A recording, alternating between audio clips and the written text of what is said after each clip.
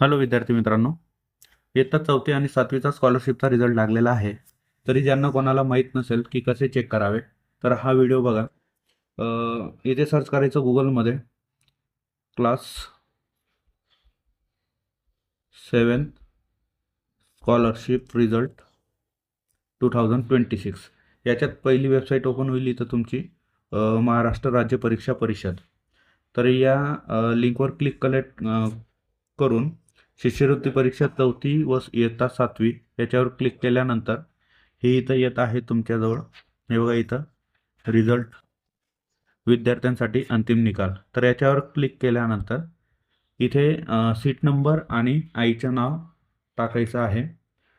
तर इथे seat number टाकायचा. तुमच्या हॉल तिकीटवर सीट नंबर दिलेला असेल.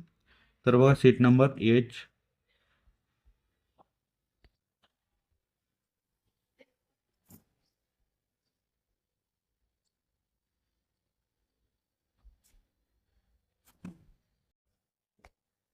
सीट नंबर टाकल्यानंतर इथं नाव टाकायचं. आईचं नाव, मदर्स नेम. हे नाव पुट केल्यानंतर इथं सबमिट करा. सबमिट केल्यानंतर तुमचा रिझल्ट येणार. तो रिझल्ट डाउनलोड करण्यासाठी इथे क्लिक करा. क्लिक करून झाल्यानंतर इथं डाउनलोड करू शकता तुमची PDF.